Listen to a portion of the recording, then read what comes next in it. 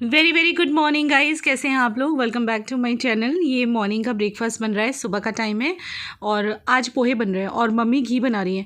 Mummy ने बहुत सारी मलाई इकट्ठी की हुई थी जिसको चला के पहले मक्खन बनाया और अब मक्खन को गर्म होने के लिए रख दिया। इसका घी बनाएंगी वो, यानी कि देसी घी बन रहा है आज घर में। जब से वो आई है गोल्ड का पैकेट हमने लेना शुरू कर दिया है। और यहाँ पर बस पोहे और चाय विवेक को दे दिए गए हैं, सभी खा रहे हैं। और यहाँ पे मम्मी क्या कर रही हैं, मम्मी आज बना रही हैं उड़द के दाल की खिचड़ी। ये हमारे नॉर्थ इंडिया में बहुत फेमस होता है और ये बहुत टेस्टी लगती है। तो आज मैं आपके साथ शेयर करने वाली हूँ मम्मी किस तरह से उड़द की दाल की खिचड़ी बनाती हैं। तो ये मम्मी ने दाल चावल दोनों निकाल लिए हुए हैं। इस खिचड़ी को बनाने में मम्मी को स्पेशलाइजेशन है, मैं कह सकती हूँ। बहुत टेस्टी बनाती हैं और इसके साथ बनती है वो क्या बोलते हैं, ग्रीन चटनी, और साथ में होता है मठा यानी कि बटर मिल्क और अचार वगैरह। ये सर्दियों में बहुत अच्छी लगती है। तो वैसे तो गुजरात में जाती हुई सर्दियाँ हैं, पर अब मुझे मेरा बचपन याद आ गया तो मैंने कहा मम्मी आज मुझे आप बना के खिला दो। पता है जब से मम्मी आई है ना, रोज़ मेरी डिमांड होती है कुछ ना कुछ, मम्मी आज ये बना दो, मम्मी आज वो बना दो। मम्मी को मैं बिल्कुल आराम नहीं करने दे रही हूँ, बस कुछ ना कुछ मम्मी से रेसिपी नई नई बनवाती ही रहती हूँ। 4 गिलास पानी, यानी 2 गिलास दाल है तो 4 गिलास पानी। हाँ। और इसमें आप छौंक नहीं लगाती, डायरेक्ट चढ़ाती हो? डायरेक्ट चढ़ाऊंगी। 1 गिलास का हिसाब कर लो, आधी गिलास चावल, आधी गिलास दाल, और उसमें जो है 2 गिलास पानी। ये कितने, 4 गिलास पानी है ना? हाँ। और ये अच्छा, ओके चलो ओके। मम्मी ने चढ़ा दिया कुकर, मम्मी के उड़द की दाल के खिचड़ी की रेसिपी।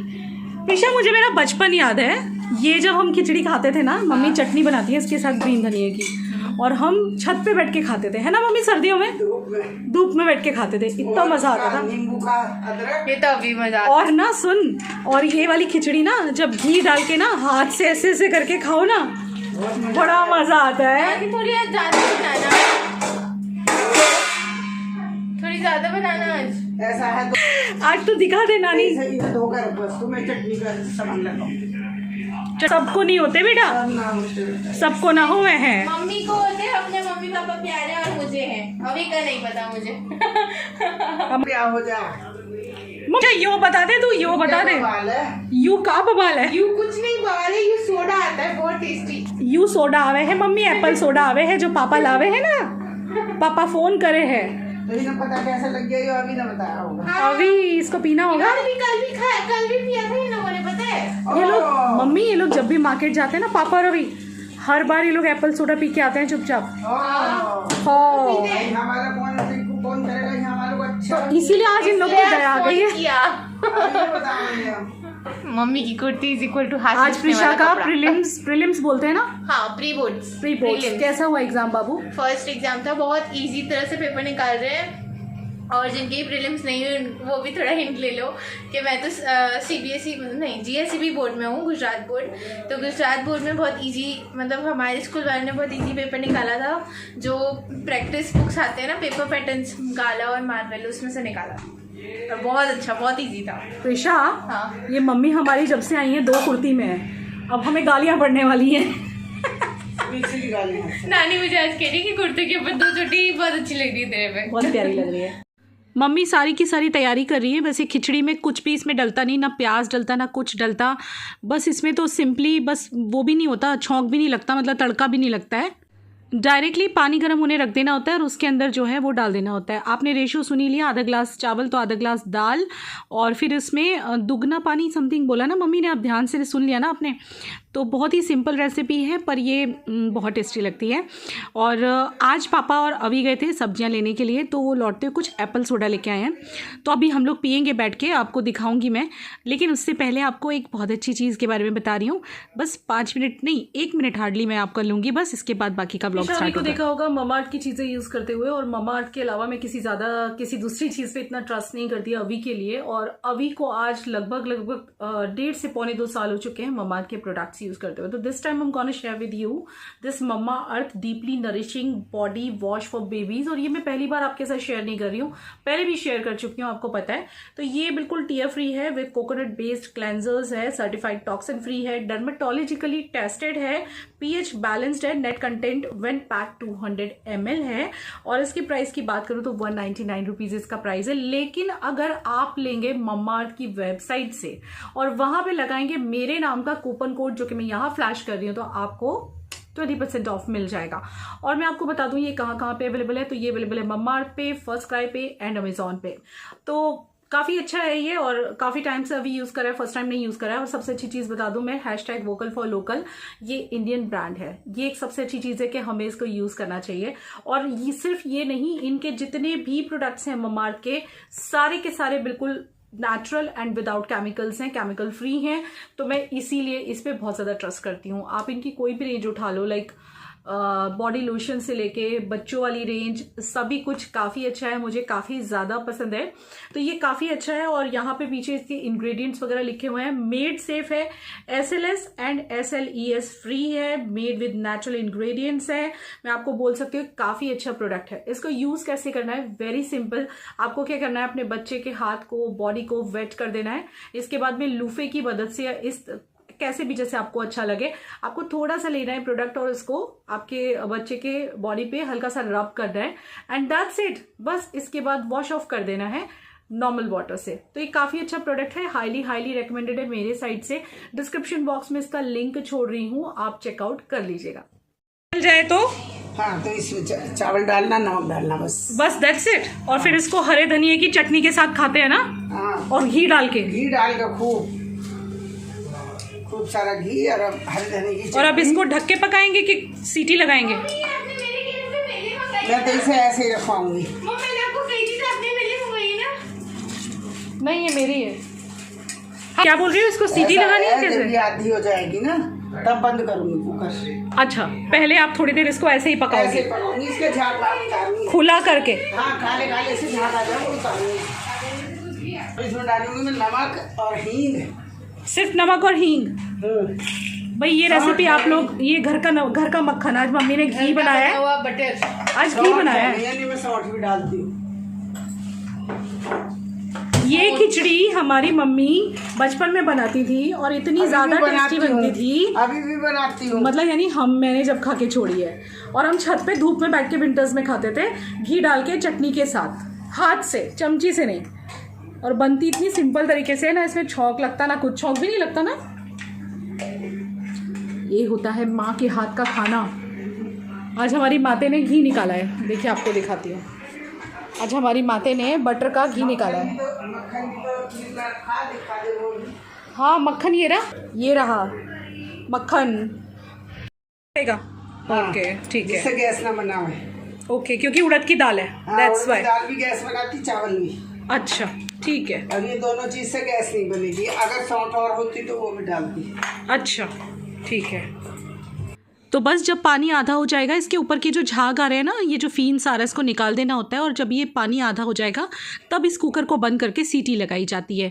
बस तैयार हो जाती है हमारी गर्मा गर्म खिचड़ी। आपको अभी दिखाती हूँ बनने के बाद। गाइस, अभी दोपहर का टाइम हो रहा है और आज बन रही है उड़द के दाल की खिचड़ी। मम्मी लंच में वो बना रही है। बचपन में मम्मी बनाया करती थी, मुझे मेरा बचपन बहुत अच्छी तरह से याद है। बंद करना बेटा। मुझे मेरा बचपन बहुत अच्छे से याद है जब मम्मी वाली खिचड़ी बनाती थी और हम धूप में बैठ के खाते थे। प्यारी लग रही है। और आज मम्मी बहुत साल बाद बना रही है, तो I am really excited to eat that. Vivek खाएंगे दाल चावल और रोटी। और पापा बाहर गए थे सामान लेने। पापा बहुत सारी, मतलब आजकल पापा मुझे बाहर नहीं जाने देते, सब्जियां वगैरह वही लेके आते हैं। तो वो सब्जियां लाए हैं, पंजीरी का सामान लाए हैं। हमारे यहाँ पे एक मिठाई बनती है जिसे पंजीरी कहते हैं, नॉर्थ इंडियन लोग समझ गए होंगे। तो मेरा बहुत मन कर रहा था क्योंकि मम्मी बहुत अच्छी बनाती है, मम्मी पापा। मम्मी कह रही है पापा बनाते हैं, देखते हैं कौन बनाता है। बहरहाल पापा वो सारा सामान लेके आए हुए हैं, सब्जियाँ लेके आए हुए हैं और आते हुए एप्पल सोडा लाए हैं। एक सोडा मिलता है तो वही पीने जा रही हूँ अभी। सारी चीज़ें खा खा के बचपन याद आ रहा है। मम्मी बचपन में खिलाया करती थी, उसके बाद तो कभी खाई नहीं है चीज़ें। और दिखाया ना मैंने आपको कैसे बनाई है मम्मी ने। मैं थोड़ी सी नहाने में लेट हो गई, बस अभी शैम्पू करके आई हूँ। तेल डाला था कल रात को क्योंकि मुझे कुछ शूट्स वगैरह करने हैं अभी दोपहर को। तो अब मैं आपसे शायद बातचीत करूँगी और डायरेक्ट शाम को मिलूँ, मुझे भी नहीं पता। तो ऐसे है। और ये मम्मी को बहुत पसंद आया, लेकिन इसमें आई थिंक XXL है नहीं, XXL उनको नहीं आता, XXL आता है। चलिए मैं आपको आराम से मिलती हूँ। मैं बाल भी गीले हैं, ज़रा एप्पल सोडा वगैरह पी लें, फिर शांति से आपसे बात करती हूँ। तो ये है वो एप्पल सोडा जो पापा और अभी जब भी मार्केट जाते हैं तो चुपचाप पी के आते हैं। आज ये इनकी चोरी पकड़ी गई है दोनों की। हमने भी हमारे लिए मंगा लिए हुए हैं। और ये देखिए बहुत सारा सामान आया है घर में। आज फ्रूट्स लाए हैं पापा। जब से पापा आए हैं मुझे कभी मार्केट नहीं जाने देते, वो सारा सामान लाते हैं। फ्रूट्स हैं, टमाटर है, सब्जियाँ हैं, पंजीरी का सामान है जो कि शायद 1-2 दिन में मेरे घर में पंजीरी बनेगी। मतलब ये नॉर्थ इंडियन लोग समझ गए होंगे पंजीरी से क्या मतलब होता है। तो वो पापा बहुत अच्छी बनाते हैं। मम्मी कह रही थी मम्मी से अच्छी पापा बनाते हैं। तो देखिए कौन बनाता है। फिलहाल ये सब्जी हमें भरनी है, अभी फ्रिज में भरेंगे हम लोग, वॉश करेंगे पहले। लेकिन उससे पहले हम पियेंगे हमारा एप्पल सोडा जो हमारे डैड लेके आए हैं, हमारे पापा लेके आए हैं सबके लिए। काफ़ी अच्छा लगता है, हमारे घर के पास ही मिलता है। तो आजकल मम्मी को और पापा को यहाँ काफ़ी मन लग रहा है। वो बोलते हैं बच्चों के बीच में बड़ा मन लगता है हमारा। और जनरली ऐसा ही होता है, माँ बाप को और क्या चाहिए होता है यार, बच्चों के साथ रहें तो इनके चेहरे पे खुशी और चमक दुगनी हो जाती है। जो कि मैं देख रही हूँ कि मेरे मॉम डैड के चेहरे पे बहुत चमक आ गई है। इसलिए मैं चाहती नहीं कि ये लोग जल्दी से यहाँ से जाएँ, इनको मुझे पकड़ के रखना है कैसे भी करके। तो बस यहाँ पे बैठ के हम लोग पी रहे हैं, सब लोग आपस में एंजॉय कर रहे हैं, बातें कर रहे हैं। और इसके बाद हम खाएंगे क्या, हमारी उड़द के दाल की खिचड़ी जो कि तैयार हो चुकी है। आई होप आपको भी रेसिपी समझ आ गई होगी। तो ये देखिए इसमें डाला घी। इस खिचड़ी में घी बहुत सारा पड़ता है और बहुत लाइट भी होती है। लाइट इन द सेंस कि इसके अंदर कोई तड़का नहीं लगा। और मम्मी ने हींग डाली है जिससे कि पचने में भी इजी हो जाएगी। और ये है ग्रीन चटनी जिसके साथ बहुत मज़ा आता है। मट्ठा है, ग्रीन चटनी है और खूब सारा घी पड़ा है। इसमें घी बहुत अच्छा लगता है। और लास्ट में मैंने मंगाए गुलाब जामुन, क्योंकि गुलाब जामुन खाने का बड़ा मन कर रहा था। मैं कहा चलो बाहर का खाना नहीं खा सकते तो गुलाब जामुन तो खा ही लेते हैं। मिलती हूँ आपको कैमरा के सामने। तो इट्स 2:45 दोपहर के बजे हैं और सबने खाना खा लिया है। और आज नेल पेंट लगाया है मैंने बहुत दिनों के बाद। जब से विवेक बीमार हुए उससे पहले कभी शायद काफ़ी दिन पहले लगाया होगा, तब के बाद नेल पेंट ही नहीं लगा था। तो आज ये भी लगाया है। और अभी एक शूट करने के लिए बैठ रही हूँ और इसीलिए हाथों में चूड़ियाँ हैं खूब सारी। और सबने खाना खाया। विवेक ने दाल चावल रोटी खाई है और हम लोगों ने उड़द के दाल की खिचड़ी खाई है। बहुत टेस्टी बनी थी। मेरे कहने पे ट्राई करना। इसमें है कुछ भी नहीं, सिर्फ दाल चावल को धो के पानी में, उबलते हुए पानी में डाल देना है। जैसे कि मैंने आपको दिखा दिया। रेसिपी बहुत सिंपल है लेकिन आप लोगों को मज़ा आ जाएगा, इसलिए ट्राई ज़रूर करना। और ये ग्रे कलर है और ये शुगर कंपनी का है। इससे पहले कोई पूछे तो मैं बता देती हूँ क्योंकि लोगों को अच्छे लगते हैं ऐसे कलर्स, तो कोई भी पूछेगा इसलिए पहले ही बता देती हूँ। ये एक ही कोट लगाया, अभी मैंने 2 कोट नहीं लगाए क्योंकि मुझे एक शूट करना है। आज शैम्पू भी किया है इसलिए बाल भी बहुत अच्छे हो रहे हैं। लेकिन मैं पूरे खोल के शूट नहीं करती। आप लोग सोचते भी होंगे कि दीदी पूरा कभी खोल के शूट क्यों नहीं करती। बिकॉज मुझे ये होता है बहुत, मतलब जब तक बंधे ना हो बाल मैं अनकंफर्टेबल सा फील करती हूँ। मम्मी फ़िलहाल आराम करने अपने रूम में चली गई हैं। पापा दिन में आराम कम करते हैं, कभी कभी करते हैं। वो विवेक के साथ बैठ के टीवी देख रहे हैं। विवेक भी आराम वैसे कर लेते हैं, कल कर लिया था इन्होंने, तो रात को इन्हें नींद नहीं आ रही थी इसलिए दिन में ज़्यादा आराम नहीं करते। और वॉकिंग चल रही है इनकी, मेडिसिन चल रही हैं। अभी 1-2 दिन में फिर से डॉक्टर का अपॉइंटमेंट है। हर वीक वो बुला रहे हैं क्योंकि स्टोमा बैग है तो चेक भी करना पड़ता है। और कल रात को मैं आपसे बिल्कुल बात नहीं कर पाई, उसका रीज़न बताऊँ मैं आपको। स्टोमा बैग के साथ बहुत सारे कॉम्प्लिकेशन होते हैं कभी कभी। तो जब से ऑपरेशन हुआ अभी तक तो कोई कॉम्प्लिकेशन नहीं आया था। जब हम लास्ट टाइम हॉस्पिटल गए थे तो उन्होंने स्टोमा बैग चेंज करके दिया था। उसे 7-8 दिन में चेंज करना पड़ता है और अगर लीक हो जाए तो तुरंत करना पड़ता है। तो इसीलिए इमरजेंसी के लिए यहाँ मेरे सिटी में नहीं मिलता है स्टोमा बैग। तो मैं सूरत से मैंने इमरजेंसी में कुछ स्टोमा बैग 2-4 लेके रख लिए थे और मैंने कहा चलो काम आ जाएंगे अगर कभी ऐसी कोई प्रॉब्लम हुई। तो कल क्या हुआ, उनका स्टोमा बैग थोड़ा लीक हो गया। और जब लीक होता है तो डॉक्टर ने बोला तुरंत चेंज कीजिए विदाउट वेस्टिंग एनी टाइम। तो मुझे आता नहीं था इतना, लेकिन फिर भी मैंने ध्यान से सब याद कर करके किया। जैसे मुझे सिस्टर ने सिखाया था, वहाँ पे जो नर्स थी उन्होंने मुझे सिखाया था, डॉक्टर ने सिखाया था, तो वो हिसाब से चेंज करते मुझे आधा घंटा हो गया था। और फिर वही एडिटिंग वगैरह थोड़ा मम्मी पापा के साथ बैठी, इसलिए फिर कल रात कोई बात नहीं की थी। तो उनका मैंने ही खुद चेंज कर दिया हुआ है। तो आज हमें डॉक्टर के पास जाना था लेकिन फिर विवेक बोले कल ही तुमने चेंज किया है तो हम 2 दिन बाद जाएंगे, तो अगर स्टोमा बैग चेंज करने का हो तो वो भी वो लोग कर देंगे। तो बस इसीलिए मैं कल रात आपसे कोई बात नहीं कर पाई थी। आज मुझे बचपन के दिन याद आ गए। मैंने जब खिचड़ी खाई है ना, माय गॉड, हम लोग जब छोटे छोटे थे ना, तो ये खिचड़ी सर्दियों में बहुत अच्छी लगती है। और जो भी नॉर्थ इंडियंस मुझे देख रहे होंगे सब समझ रहे होंगे मैं कौन सी खिचड़ी की बात कर रही हूँ।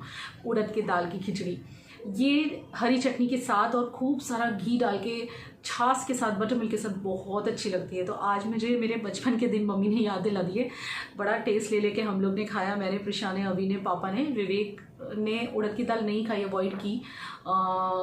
डाइजेस्टिव चीज़ें जो जल्दी से डाइजेस्ट होती हैं वो ज़्यादा खा रहे हैं। और हाँ, एक चीज़ मुझे आपको ये बोलनी थी कि कुछ लोगों ने मुझे कमेंट सेक्शन में लिखा था कि दीदी एल्युमिनियम की कढ़ाई मत यूज़ कीजिए, वो बिल्कुल भी ठीक नहीं है विवेक भाई के लिए।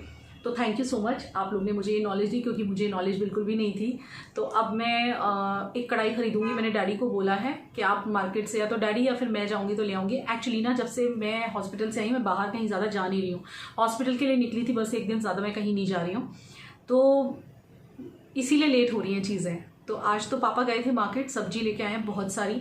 और पंजीरी भी नॉर्थ इंडियंस को पता होगा क्या होती है। तो मम्मी मावे की पंजीरी बहुत अच्छी बनाती है। मम्मी कह रही थी मम्मी से ज़्यादा अच्छा पापा बनाते हैं। हुए हैं पंजीरी का बहुत सारा सामान, तो शायद अब पापा पंजीरी बनाएंगे अपने हाथ से और हम सब खाएंगे। और अगर पापा ने पंजीरी बनाई तो उसकी रेसिपी भी नेक्स्ट व्लॉग में शेयर करूँगी। ये वाला व्लॉग मैं यहीं पर फिनिश करूँगी। और थैंक यू सो मच, आप लोगों की शायद दुआओं से मुझे मेरी ज़िंदगी वापस मिली है। बिकॉज़ मैंने तो मतलब सच्ची बोलूँ, जब मैं आपको बैठ के बताऊंगी, विवेक के साथ आराम से एक ब्लॉग बनाऊंगी, कि जब ये पता चला था कि कैंसर जैसी चीज़ है जो कि इंसान कभी सोच भी नहीं सकता, वो मुझे क्या धक्का लगा था, मुझे क्या फील हुआ था। एकदम से लगा था मेरी ज़िंदगी ख़त्म, आंखों के सामने अंधेरा छा गया था। लेकिन मैंने खुद भी हिम्मत रखी, पेरेंट्स ने साथ दिया, आप लोगों ने साथ दिया, क्योंकि पेरेंट्स तो बाद में पहुंचे यहाँ पे। उससे पहले तो आपकी दुआएं और आपके कमेंट्स ने जो मेरी हिम्मत बढ़ाई है ना, उसके लिए और कुछ नहीं कह सकती। बस ज़िंदगी में कर्ज नहीं उतार पाऊंगी मैं आपका, कि मेरी ज़िंदगी वापस मुझे देने के लिए आप लोगों ने बहुत दुआएं की हैं। और आज मैं बस इतना कहना चाहूँगी कि बहुत सारे लोगों ने विवेक के लिए मन्नत ली है, मुझे पता है। कुछ के साथ तो मेरा पर्सनली कांटेक्ट हुआ है, और कुछ के कमेंट्स से मुझे पता चला है कि उन्होंने विवेक के लिए बहुत मन्नतें ली हैं लोगों ने। यार मतलब मोहिता, हेड्स ऑफ टू यू। अपने घर में महामृत्युंजय पाठ कराया उन्होंने 5 दिनों तक पंडित जी को बुला के। और इसके अलावा रूबी मेरठ से जो मुझे मिली थी, आपको याद होगा जब मैं मेरठ गई थी, उन्होंने कहीं पे चादर चढ़ाने का कुछ मन्नत लिया था। और इसके अलावा भी बहुत लोगों ने मन्नतें ली हैं, बहुत लोगों ने पूजा की है, पाठ किया है। मैंने तो जो किया है, लिया है, वो तो लिया ही है, लेकिन आप लोगों ने भी बहुत मेरा सपोर्ट किया है। तो तहे दिल से मैं आपकी शुक्रगुजार हूँ। और बस इतना कहना चाहती हूँ कि जिसने भी मन्नत ली थी, अब आप चाहें तो कुछ दिन के बाद उस मन्नत को पूरा कर सकते हैं, मतलब जो भी आपने बोला था। बिकॉज़ विवेक का ये जो स्टेज था वो सेकंड था, थैंक गॉड सेकंड स्टेज था, वॉज सेकंड स्टेज। भगवान ने बहुत समय पे हमें आगाह किया और बचा लिया मेरे जीवन को बिखरने से। नहीं तो मुझे तो लगा था मेरा पूरा जीवन बिखर गया, ऐसा लगा था एक पल में। अभी ट्रीटमेंट चलेगा और आपको भी पता है कि he is out of danger भगवान की कृपा से, लेकिन ट्रीटमेंट्स तो चलेंगे। वो आपको भी पता है कि इसका ट्रीटमेंट चलता है लंबा, मतलब कि दवाइयाँ कुछ चल रही हैं। अभी हमें फिर से बुलाया है डॉक्टर ने, 2 दिन बाद हम जा रहे हैं। और इसके अलावा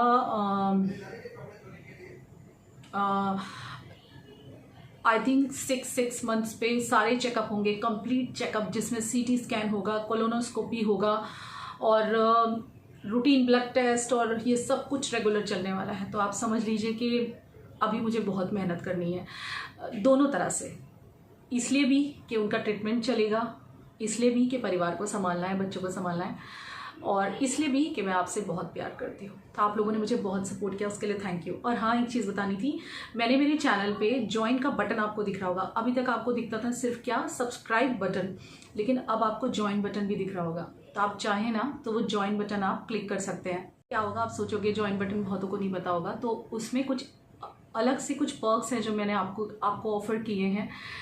जैसे कि मेरे बहुत सारे सब्सक्राइबर्स हैं जो कि कई बार चाहते हैं कि मैं उनसे बात करूं, फ़ोन पे बात करूं या लाइव स्ट्रीम पे आऊं, या मतलब एक एक्स्ट्रा पर्क्स आपको मिलेंगे वो ज्वाइन करने पे, मेंबरशिप लेने पे।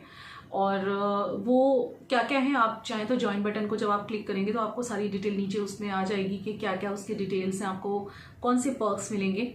और उसमें अलग अलग कैटेगरीज़ हैं, जिसकी एक कैटेगरी में कॉल ऑन डिमांड भी है कि अगर आप लोग डिमांड करेंगे तो मैं आपको कॉल भी करूँगी, आपसे बात भी करूँगी। और कुछ एक्स्ट्रा पर्क्स, मतलब यू नो, जो मैं अपने चैनल पे करती हूँ तो करने वाली हूँ सबके लिए, लेकिन कुछ एक्स्ट्रा पर्क्स तो वो आप चेक कर लीजिएगा। अगर आप किसी को कोई फोर्स नहीं है, कोई इंटरेस्टेड हो और किसी को मन हो तो वो ज्वाइन कर सकता है।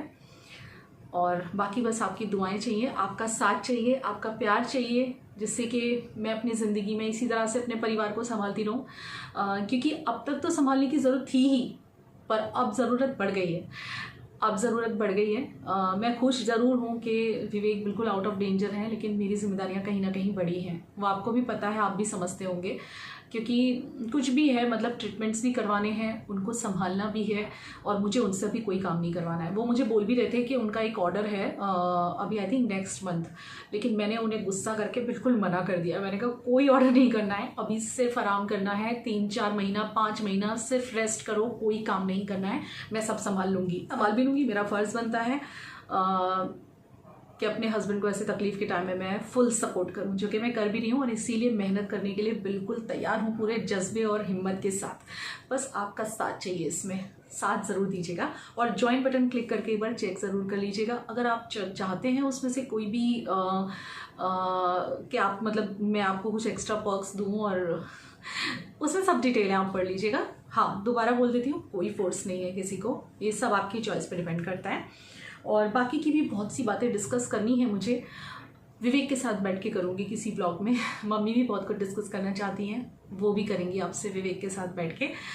फ़िलहाल के लिए इस ब्लॉग को मैं यहाँ एंड करती हूँ, क्योंकि आजकल जैसे मैंने आपको बोला ब्लॉग शुरू तो करती हूँ, लेकिन ख़त्म हमेशा दूसरे दिन होता है, क्योंकि मम्मी पापा है ना, तो मज़ा आ रहा है। मतलब मैं सच बोलूँ तो दिल की बात आपसे शेयर करूँगी कभी। अभी इन लोगों का इतना एज हो गया है ना, तो ऐसा मन करता है कि इन मोमेंट्स को मैं चुरा लूँ, मतलब इन्हें लॉक कर लूँ। मैं तो चाहती नहीं कि ये यहाँ से जाएं। कल रात को हम लोग डिस्कस कर रहे थे, मैं, प्रिशा और विवेक, कि जिस दिन ये लोग यहाँ से जाएंगे उस दिन हमारी क्या हालत होने वाली है। मैं इन लोगों को नहीं जाने देना चाहती, लेकिन ये लोग तो बस वो होता है ना, इन मतलब पुराने लोग जो होते हैं उनको अपनी जगह ही पसंद होती है जहाँ वो रह रहे होते हैं, सुनते नहीं हैं। मतलब तो पापा भी सुन नहीं रहे, लेकिन हाँ अभी तो वो हैं, क्योंकि अभी तो मुझे फिर से हॉस्पिटल में रुकना है 3-4 दिन जाके, और अभी और कुछ विवेक के कुछ टेस्ट और होने बाकी हैं। मतलब नो डाउट सब टेस्ट हो चुके हैं, लेकिन आफ्टर सर्जरी ऑल्सो वो लोग कुछ टेस्ट करते हैं, जैसे कि ब्लड टेस्ट रेगुलर, इसके अलावा एक पेट स्कैन होता है, और रेगुलर चेकअप्स चलेंगे इनके। मतलब आई थिंक मुझे हर वीक तो अभी जाना ही है जब तक स्टोमा बैग नहीं निकलता है, और उसके बाद मंथली जाना है। तो ऐसे है ये, this is all my life is going on. और फिर भी मैं ट्राई करती हूँ कि मीठे मीठे मोमेंट्स, अच्छे अच्छे मोमेंट्स आपके साथ शेयर कर सकूँ ब्लॉग में। So I am trying my level best, and आप लोगों ने जो इस टाइम पे साथ दिया ना, मेरा सैल्यूट है आपको। ऐसे कर सकती हूँ बस, और क्या कर सकती हूँ आप लोगों के लिए, और करूँगी मैं जो मुझसे बन पड़ेगा। आगे बहुत कुछ सोच के रखा है मैंने, और ज़िंदगी कितनी प्यारी हो सकती है, लोग इस दुनिया में कितने प्यारे हो सकते हैं, ये आप लोगों ने मुझे एहसास दिलाया है। और कहते हैं ना कि बड़े बुरे लोग हैं, बड़ी बुरी दुनिया है। मैं नहीं मानती इस इंसिडेंट के बाद जो मेरी ज़िंदगी में हुआ है, क्योंकि जिस तरह से जो कमेंट्स हैं, पिछले मैंने आपके साथ कब शेयर किया था, आई थिंक मैंने आपके साथ 28 या 29 तारीख को शेयर किया था, तब से लेकर अब तक के जो कमेंट्स आए हैं, उससे पता चलता है कि इस दुनिया में बुरे लोग होंगे, पर अच्छे लोगों की भी कोई कमी नहीं है। बहुत प्यारे प्यारे लोग हैं, बहुत प्यारे प्यारे लोग हैं, और सबसे प्यारे लोग तो मेरे साथ कनेक्टेड हैं, मेरे चैनल के साथ, मेरे रूच फैम की तरह, मेरे यूट्यूब फैमिली की तरह। बस आप लोग मुझे ऐसे ही सपोर्ट कीजिएगा, एक माँ, एक पत्नी, और आपकी रुचि आपसे बस यही रिक्वेस्ट करती है कि आप ऐसे ही चैनल पे बने रहिएगा, ताकि मेरी ज़िंदगी के कुछ काम आसान हो सकें और हमारे आपस की बॉन्डिंग भी बढ़ सके। चलो इस व्लॉग को एंड करते हैं। बातें तो बहुत सारी हैं करने के लिए जो कभी फिनिश नहीं होंगी, और इस इंसिडेंट के बाद बहुत सी बातें हैं जो मुझे शेयर करनी है आपके साथ, जो मेरे दिल में यहाँ तक आ गई हैं। मतलब बुरी बातें नहीं है, मैंने क्या फील किया, मैं किस दौर से गुजरी हूँ, वो दौर मैं आपके साथ शेयर करना चाहती हूँ। तो वो बहुत जल्दी आपके साथ शेयर करूँगी, मैं विवेक के साथ बैठ के करूँगी। वो खुश हैं, हैप्पी हैं, और अपने सास ससुर की कंपनी को बहुत एंजॉय कर रहे हैं आजकल, और मॉम डैड की वजह से बहुत जल्दी रिकवर कर रहे हैं। और आपकी कृपा, आपकी दुआएं और गणपति का आशीर्वाद है, आपका प्यार सर मत्थे पे। लव यू, बाय, मिलते हैं नेक्स्ट व्लॉग में। पैकेट ने चाय बनाई है, छोटे पैकेट ने आज शाम की चाय बनाई है, हम सबकी चाय बनाई है आज इसने। खुद से दूध डाला, खुद से पानी डाला, खुद से चीनी पत्ती सब कुछ डाला है इसने। है छोटा बेबी ने चाय बनाई। हाँ मम्मी अदरक डालो, वरना स्टार्ट हो गई। अदरक वाली दे, मसाले वाली रहने देते हैं ना। ठीक है। ये देखिए आज हमारे बाबू ने लाइफ की पहली चाय बनाई है। ये क्या हो रहा है? क्या होत रही? क्या गिरात रही मम्मी? हमार मम्मी गिरात रही। क्या होत रही बाबू? बाबू चाय बनात रही। कलर तो अच्छा आ गया, देखो ना। ये देखो चाय घुट रही है, हलवाई चाय घोट रहा है हमारा हलवाई। ये 12 बज रहे हैं, ये शाम हो रही है बाबू। यहाँ पे बातें हो रही हैं। यहाँ भाभी आई है काम करने, हमारी भाभी। और यहाँ देखिए कौन बैठा हुआ है, हमार माते और हमार छोकरी।